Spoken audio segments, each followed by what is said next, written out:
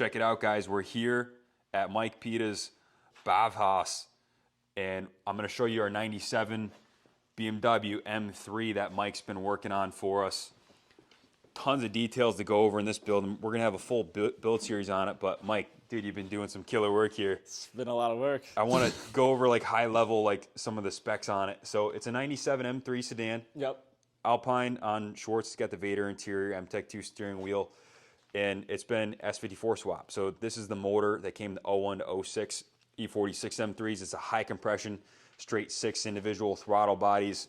It's a dual sump. It's a badass straight six racing motor. It's really the last great naturally aspirated six to come out of Germany. And the E36 M3, this was produced from 95 to 99, and this came with a pretty indestructible. That's 52.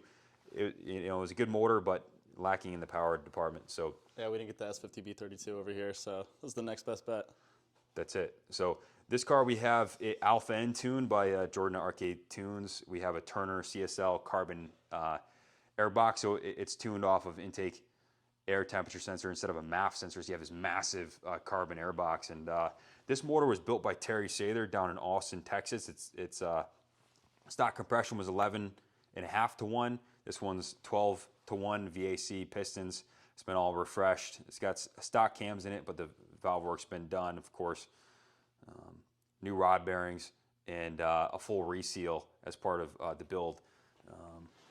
So, man, lots of details to go over on this thing, but Mike completely refreshed the front end on this for us. So all the suspension's brand new. It's got the Turner Motorsports, or excuse me, the Condor solid steering shaft. It's got the Z3 non-M rack, which is the short ratio rack. It's got BC coils, which will be swapped out. I think we're gonna do some Bilstein clubs for it or something. It's gonna be a street track car. But Mike, you did the full like shaved engine bay here, and it just came out fucking amazing. And these reinforcements that you welded in, I'm not gonna chop any photos into this video here. We're gonna keep it kind of raw, but talk to us about like just like the bay shaving, because you have just a godly amount of time tied up into this. It's been a year you've been working on this car. Yeah, pretty much. I think we're just going to be turning it back around right at about a year. But so the biggest thing was doing the shaved bay first of all. So it wasn't meant to be like a show shave. It was meant to be like a purpose-built kind of shave. So we wanted to do this entire thing out of metal. So everything you're seeing here is welded. There's minimal body filler here. It's really just like a skimming. These towers were entirely raised to fit these gussets. These were the Pro Shop Max gussets that go around the stock strut tower. So this was reinforced with just probably like 100,000 welds, individual tacks. It was quite the job to smooth it all out and weld, fill, smooth it. But and pretty much everywhere that there's seam sealer is now solid metal, and the reason for that is we wanted to really tie in the front end so that if Kenny decides to actually go put this thing on the track, that you wouldn't see splitting, which commonly happens when people just pack body filler into cars, and then it's not just a dedicated show car. So this is going to be able to be used as a track car and then sit in the paddocks with the hood popped, looking pretty for some people to come by and gawk at, which I think is really cool. Along with that, right now we did have it all together, but just today we were just doing some wiring. So it is shaved back here. There's a battery box delete. Everything back here, that's pretty much how it looks.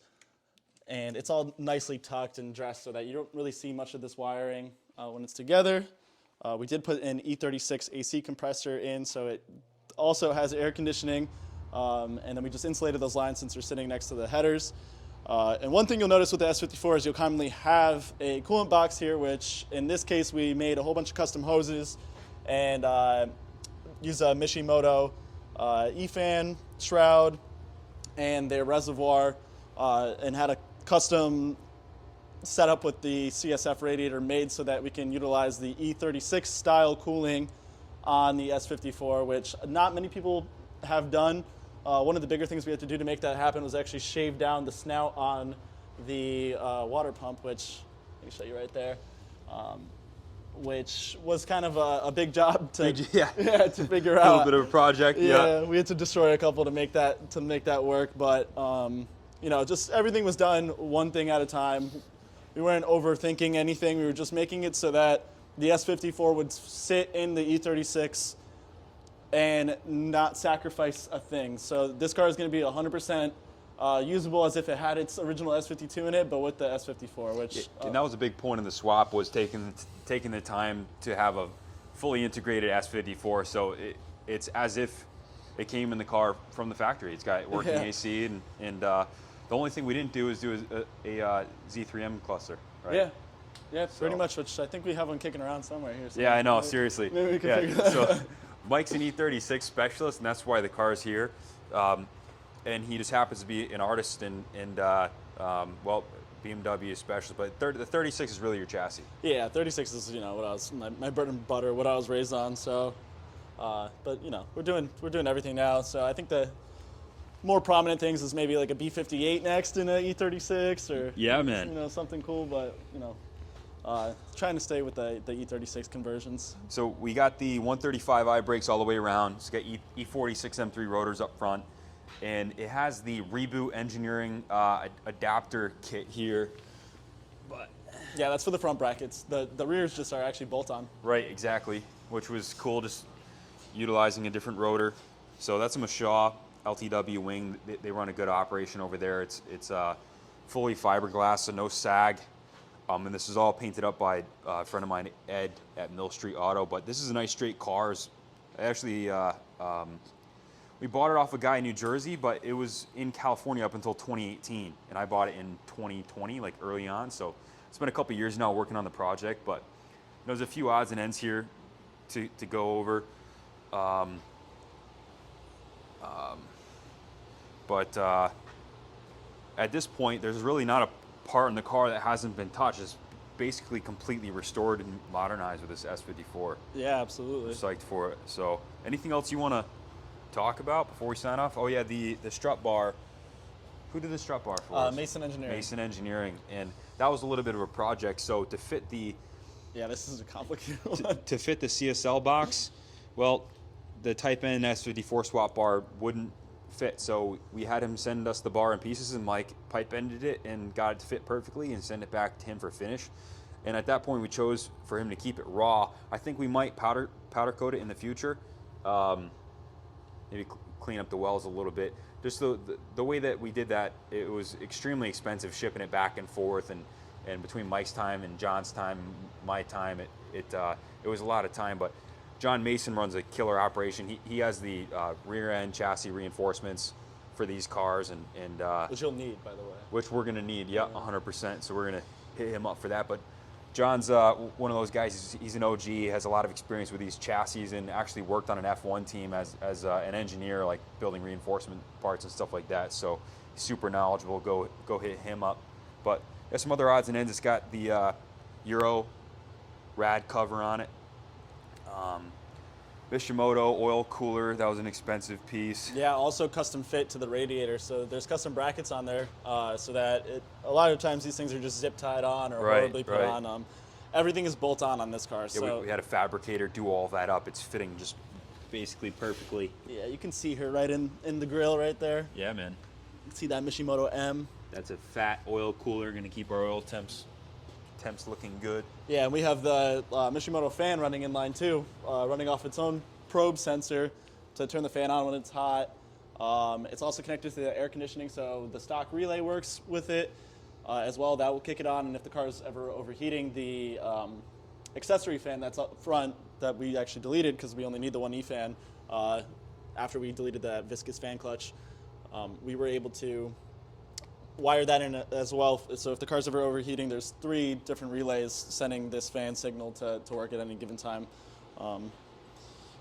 As well as just like wiring in general, all the wiring that would have been over here is now integrated over the motor to go to the back. So even the air conditioning plug that comes here normally drops down here. We actually pulled it back out of the harness all the way to the fuse box and now run it down the side of the engine.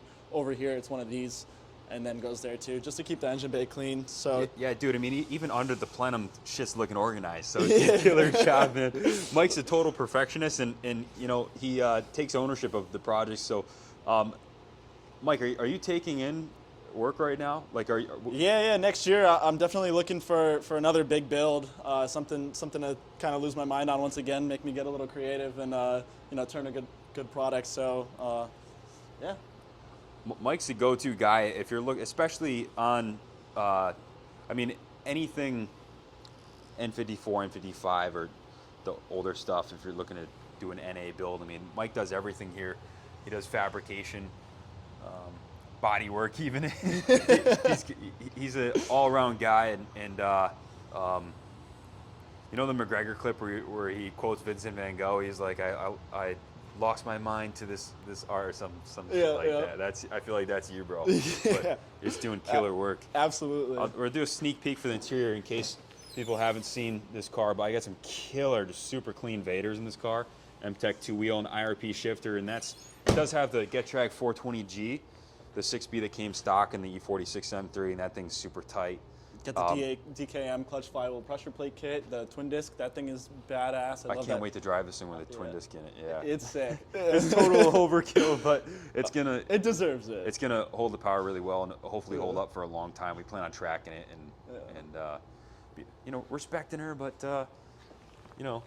hey, if it breaks, you know where to take it. Yeah, 100%. So, yeah, I'm psyched on it, Mike. Good work so far, and some odds and ends left, but we'll be posting a ton of content on this thing. Yeah, I hope to hand you the keys back by the end of the month.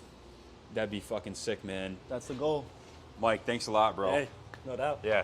Videos to come. Mike, you told me the other day that you had like 18 terabytes of footage. So this guy has been sitting here pretty much behind my back running the entire time. Justin, who's over here at Bathhouse 2, has been running around with this camera. The second I call him, runs down here. Whenever I'm like, hey man, this is gonna be valuable. Come record this. So got the Sony gang. Yeah, Sony gang. Yeah. So killer. He comes out here and records stuff. So we just have terabytes of footage piling up, and it's a lot of cool stuff, like stuff that we are the first to do, and we can't wait to get that out to you guys. So hopefully the next S54 E36s will, have some of the information that we learned out to you guys, and I'm excited to see it. We'll link Mike's channel down in the description, but yeah, just we were talking the other night. So the car's been here for a year. So we're in the motorcycle business. We've done restorations that have literally taken us 2.5 years. And you told me something that really resonated with me. And I think you said if you didn't have the inspiration, that you just waited until you had the flame to attack it and go full force and give it the attention that it deserved. And I think that really, when you're in the business, like we're a shop, like, whether the tech feels motivated to work on the project or inspired to work on the project, he's going to be working on it. Yeah. If that's what we're paying him to do. So the fact that you took your time with it and made shit right.